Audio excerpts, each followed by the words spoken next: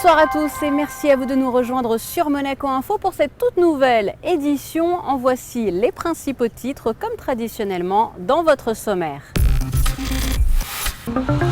Nous reviendrons sur les 50 ans de sacerdoce de l'archevêque à l'occasion de la fête Dieu qui était célébrée en principauté. Sniper pour tous célèbre ses vainqueurs.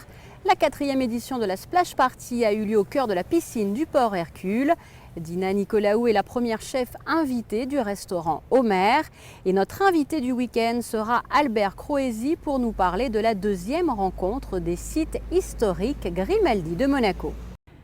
Et nous débutons avec du basket. Il s'agissait d'une victoire très attendue aussi bien du côté des joueurs de la Roca Team que de leurs supporters. La Roca Team a donc atomisé l'Asvel 97-62 lors du 3e match au cœur de la salle Gaston Médecin. Résumé de cette rencontre signé Frédéric Elion. Ils étaient rentrés de Villeurbanne frustrés, conscients de ne pas avoir montré leur vrai visage.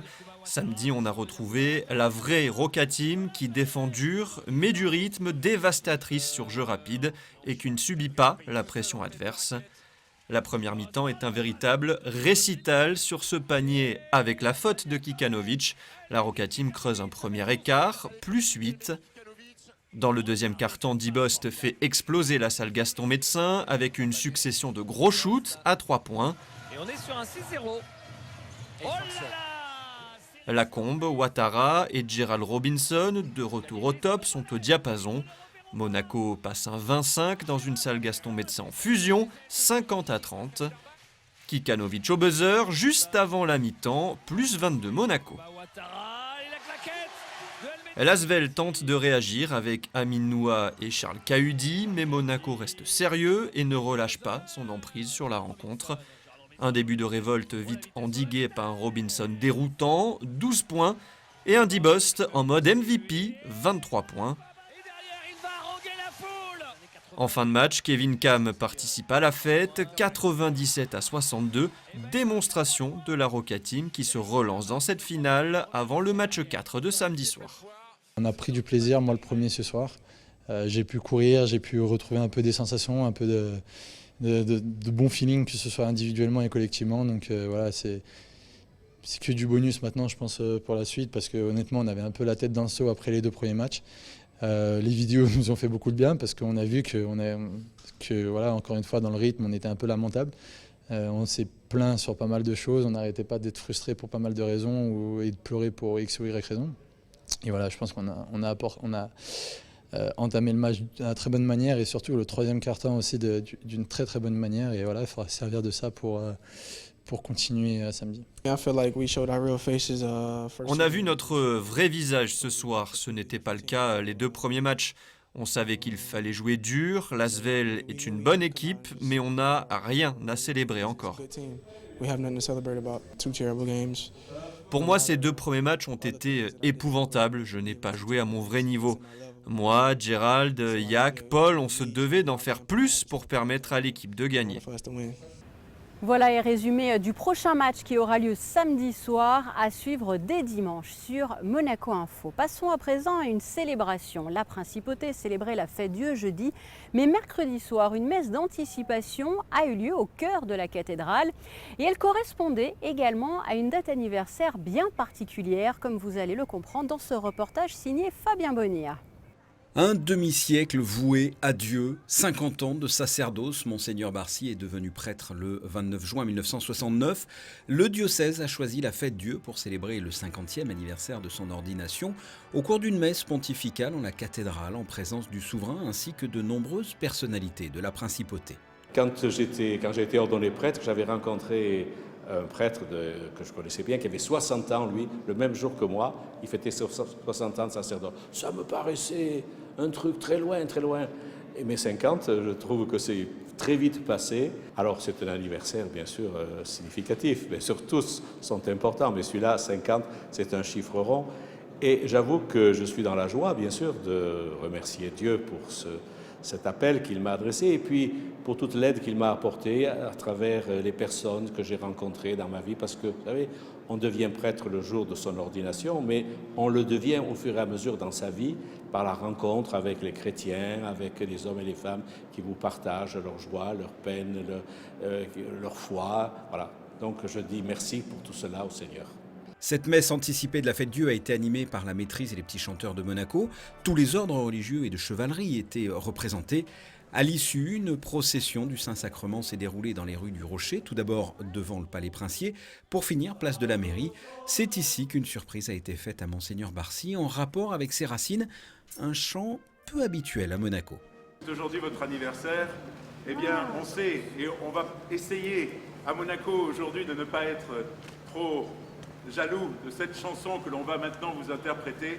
Mais pour vous, Monseigneur, dans votre cœur, Nissa la belle.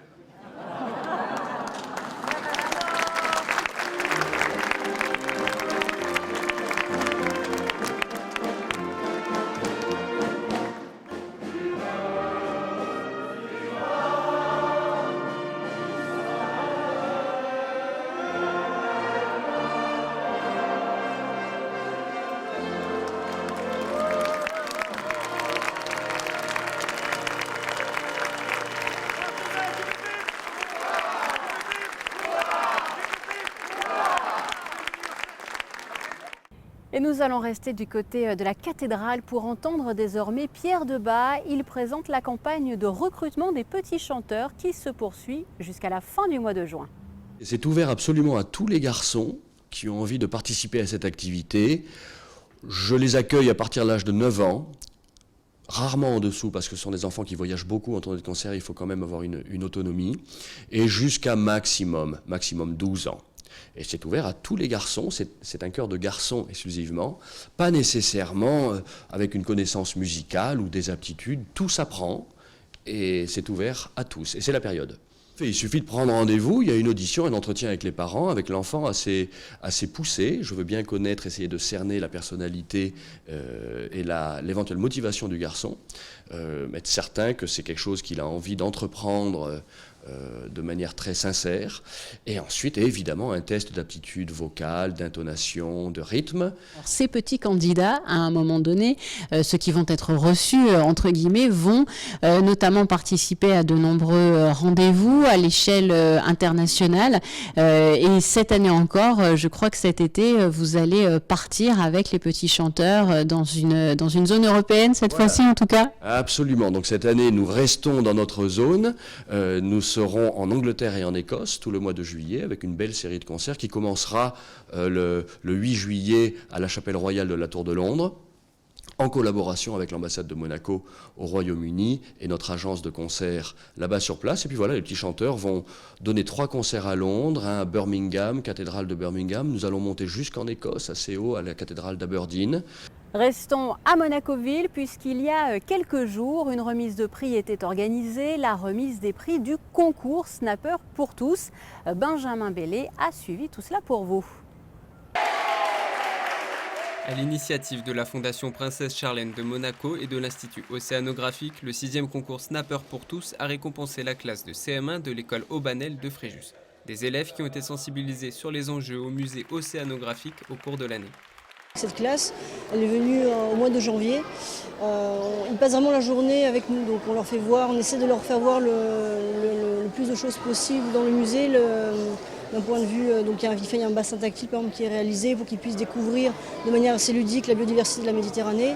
Il y a aussi une sensibilisation sur la pollution, le plastique. Il y a une découverte de la biodiversité aussi. Donc le but, c'est encore une fois, c'est de pouvoir émerveiller et aussi derrière sensibiliser pour qu'ils puissent voir la totalité, quasiment toutes les facettes qu'on puisse avoir au musée.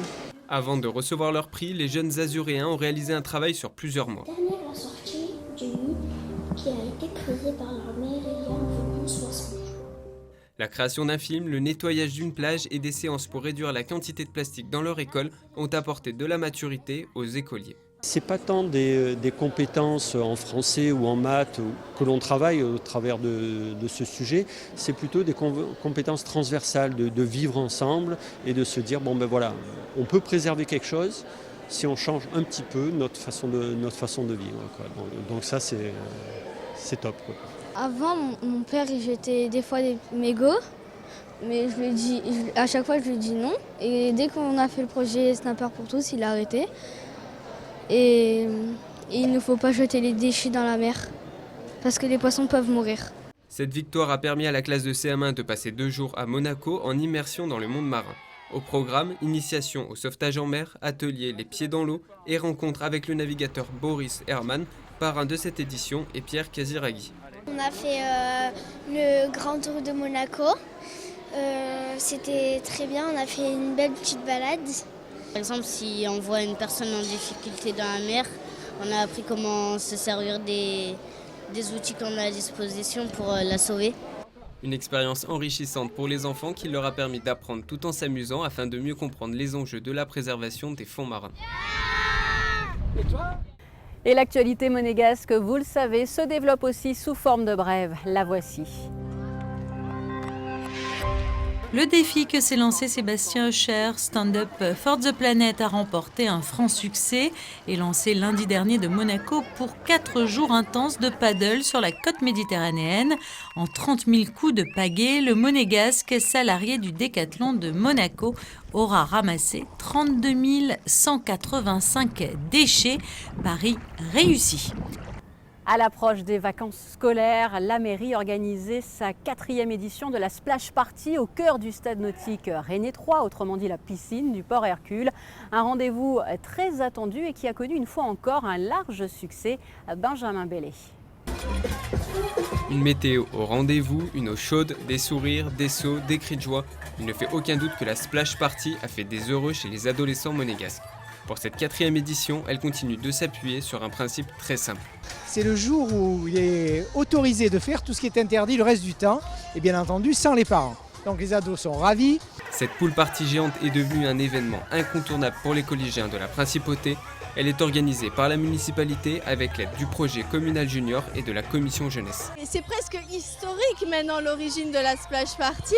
C'est une idée des jeunes pendant le projet communal junior qui avait suggéré et qui appelait de ses voeux justement un grand moment de délire dans l'eau à la fin de l'année scolaire. Donc on a réfléchi qu'est-ce qui pourrait nous plaire si on avait eu 15 ans. Donc voilà, on voit le résultat donc avec des toboggans, des structures gonflables et d'autoriser un petit peu les enfants à venir librement plonger et faire un peu tout ce qu'ils veulent faire à la piscine. En plus des jeux aquatiques, les adolescents ont pu profiter d'un DJ et d'un open bar de boissons sans alcool. Tout était donc réuni pour profiter de cet après-midi de fête. Et qu'est-ce qui te plaît? Toute l'ambiance, les amis, enfin plein de personnes que je connais et que je vois plus, que là je peux voir. C'est bien, c'est marrant, on s'amuse tous. Qu'est-ce que tu as fait pour l'instant? J'ai sauté un peu, j'ai fait le toboggan, puis je m'amuse surtout. Pour l'occasion, des jeunes intrépides n'hésitent pas à s'essayer avec succès au saut périlleux sous le regard bienveillant des sauveteurs. Là ouais, j'ai recommencé à refaire le bac, ça fait longtemps que je l'ai pas mis, du coup ça c'est cool. Là c'est double et demi avant. Une après-midi à chahuter dans l'eau entre copains et copines, idéal pour terminer l'année scolaire et se préparer au mieux pour les vacances d'été. Parlons gastronomie à présent. Au tout début de l'année, Alain Ducasse a ouvert un nouvel écrin en Principauté, Homer, à l'Hôtel de Paris. Et il y a quelques jours, l'établissement accueillait un nouveau chef, ou plutôt une nouvelle chef, la chef grecque Dina Nicolaou. Le reportage d'Émilie Rousseau et d'Olivier Bonello. Il a ouvert ses portes en janvier dernier. Homer, le dernier restaurant d'Alain Ducasse en Principauté, met en valeur les saveurs méditerranéennes. Des recettes savoureuses du Liban, de Turquie ou du Maroc qui traduisent l'esprit de partage et de générosité du bassin méditerranéen. Dernièrement, c'est le cœur de la Méditerranée historique qui a été mis à l'honneur, la Grèce. En effet, 6 mois après son ouverture, Homer a reçu sa première invitée, la chef grecque Dina Nicolaou. Je pense que c'est la sensibilité d'une cuisine de femme qui est très différente que celle des hommes, parce que nous on veut toujours la codifier, alors que la sensibilité et la touche féminine, elle est différente et essentielle, et elle le fait comme ça. C'est une cuisine de femme, c'est une cuisine de cœur, c'est une cuisine que nous aimons par-dessus tout, et je crois que la cuisine méditerranéenne, c'est d'abord une transmission matriarcale, plus qu'une règle professionnelle. Donc c'est la bonne personne pour débuter. Pendant 3 jours, le chef d'Omer, Patrick Laine, a ouvert les portes de ses cuisines à Dina Nicolaou. L'icône culinaire de la télévision grecque a proposé en complément de la carte du restaurant 2 menus. On retrouve dans ses plats sa pétillance, sa générosité, son authenticité, son héritage, un terroir grec frais et savoureux. Ça se passe très bien, très accueillant, très ouverte, on ne cache rien, on échange nos recettes, nos façons de faire, surtout des produits qu'on ne connaît pas forcément ici, qu'on a du mal peut-être à trouver ou qu'on ne pense même pas. D'ailleurs, je pense que ces olives confites sucrées, là, c'est des produits très bons. C'est vraiment un très bon échange. Ça, c'est eftasimo. Eftasimo. Ici, c'est pas que la cuisine méditerranéenne, c'est l'esprit méditerranéen. C'est ça qui compte. Vraiment, on travaille ensemble, on partage, parce que c'est ça la Méditerranée, c'est du partage. Et vraiment, je passe des moments extraordinaires. Merci, chef. Merci beaucoup. Dina Nicolaou était la première invitée d'une longue série. Omer a pour vocation de recevoir des chefs, hommes ou femmes, du pourtour méditerranéen qui font l'éloge de cette cuisine. Un héritage culinaire cher aux yeux et aux papilles d'Alain Ducasse et de nombreux d'entre nous. Et nous allons à présent rejoindre, comme prévu dans votre sommaire, notre invité du week-end. Il s'agit d'Albert Croesi pour nous parler de la 2e rencontre des sites historiques Grimaldi de Monaco. Albert Croesi, bonsoir. Bonsoir. Et merci de nous accorder ces quelques instants sur Monaco Info. J'imagine dans un agenda assez chargé. Un peu bougé en ce moment, effectivement, par toutes ces personnes qui arrivent les unes derrière les autres pour s'installer. Il faut être prêt demain matin à l'heure. Donc ça bouge un peu, effectivement. Alors comment se déroulent d'ailleurs ces derniers préparatifs? Alors là, nous avons toute l'après-midi les régions qui arrivent à installer leurs stands. Les artisans, les commerçants, les petits chalets, les offices du tourisme vont prendre place toute la journée pour être demain matin prêts dès 10h à ouvrir le village des fiefs. Et je crois que vendredi soir, il y a déjà des temps forts, hein. Vous nous le disiez hors caméra. Oui, ce soir, dès que tout sera prêt, nous allons avoir une soirée Pambagna soupe au pistou qui est préparée par les coq-cobunois qui sont arrivés ce matin et qui ont mis en place déjà d'énormes marmites pour préparer cette soupe pour peut-être 300 personnes ce soir. Alors justement, parlez-nous un petit peu, j'allais dire, des sites qui sont à l'honneur précisément cette année. Alors nous avons 3 régions, anciens sites, qui sont pour le Valentinois, la ville de Montélimar, Cré, Buis-les-Baronnies, Romans-sur-Isère et puis Chabeuil. Ensuite, pour le pays de Matignon, c'est la commune de Matignon, Saint-Callé-Guildo et Plévenon. À ces sites-là, on va rajouter Dolciacqua, le petit village derrière notre frontière, et en tant qu'ancien territoire de la Principauté, la commune de Roquebrune-Cap-Martin. Voilà les invités de l'année. Est-ce que l'idée justement, à travers ces invitations, c'est justement un petit peu de redire aux Monégasques, aux résidents et même aux touristes de passage, les liens qu'entretient ou qu'a pu entretenir la Principauté par le passé avec toutes ces communes, qu'elles soient plus proches ou plus lointaines? Oui, mais plutôt que de redire, je dirais même des fois expliquer et dire pourquoi. Puisqu'en fait, nous-mêmes ici ne savons pas toujours pourquoi le prince héréditaire est marquis des Baux, pourquoi le prince Albert aujourd'hui est encore sire de Matignon. Donc c'est expliquer un tout petit peu l'histoire aux Monégasques qui bien souvent ne le savent pas eux-mêmes. Ces journées sont véritablement ouvertes au public du matin jusqu'au soir? Oui, c'est toute la journée. On va attaquer bien plus tôt que l'an passé, on va attaquer à 10h du matin. La journée de samedi va s'étendre jusqu'à 23h puisqu'on va diffuser sur les façades du palais un son et lumière qui retrace l'histoire de la dynastie des Grimaldi vers 22h30. Donc c'est un film qui va durer 25 minutes. Et demain, nous reprendrons à 10h du matin jusqu'à 20h. Alors, après notre journée de dimanche, ce sera la fête de la Saint-Jean qui sera célébrée avec le feu sur la place du Palais. Alors je sais que Monaco Interexpo notamment propose le programme détaillé sur son site internet. Quels sont selon vous peut-être les temps forts qui peuvent être, j'allais dire, un peu destinés aux enfants ou aux plus jeunes par exemple? Alors je pense qu'il y a un moment à ne pas rater, ce sera dès 11h du matin où le souverain va venir faire le discours d'ouverture de la 2e rencontre des sites historiques et remettre la plaque commémorative au maire des communes. Derrière ce discours, il va y avoir son intronisation dans la confrérie du Nougat de Montélimar. Ça, c'est un moment qui va être assez sympathique à vivre. Ensuite, toute la journée, il va y avoir des animations sur la place sans discontinuer. Du côté de Malitia, nous avons installé les jeux pour enfants avec une piste de gourène. Le gourène étant une lutte bretonne, une lutte ancestrale bretonne. Ça ressemble un peu à du judo, mais on va découvrir ça. On a fait venir plusieurs mètres cubes de sciure, puisqu'ils vont se rouler dans la sciure, donc ça doit être aussi assez sympathique à voir. Ben oui, sympathique. Et le soir, le son et lumière à 22h30. Albert Croisier, on le disait, il s'agit de la 2e édition de ces rencontres. Est-ce que lors de la première, l'an dernier, vous vous attendiez honnêtement à un tel succès? Non, franchement pas, d'autant que comme toute première fois, nous avions fait un peu de publicité, un peu d'affichage en ville, mais nous ne savions pas trop vers quoi nous irions. Cette année, on espère avoir encore un peu plus de monde. Alors si on fait le parallèle, nous avons reçu 400 personnes des sites de l'an dernier. Ils sont 800 aujourd'hui, donc nous espérons doubler le public également. Alors là, le week-end n'est pas encore commencé. La 2e édition aura donc lieu, vous le disiez, samedi et dimanche. Est-ce que vous avez déjà dans l'idée la 3e édition, à savoir pour 2020, et est-ce que vous connaissez les communes qui seront à ce moment-là à l'honneur déjà? Oui, le souverain a émis le souhait que soit invité pour la 3e rencontre la Manche avec Saint-Lô et le territoire de Belfort. Voilà, ça devrait représenter 7 à 8 communes qui devraient nous rejoindre, et nous aurons également une commune limitrophe. Alors nous n'en sommes pas encore certains, mais nous pensons à Cagnes ou peut-être Peille. Voilà. Albert Croisier, merci beaucoup. Merci beaucoup. Bon dernier préparatif, bonne soupe aux pistes toi aussi. Oui, ce soir, tant qu'à faire. Ce soir. Et on suivra bien évidemment tout au long du week-end ces nouvelles rencontres. Je vous remercie beaucoup. Merci.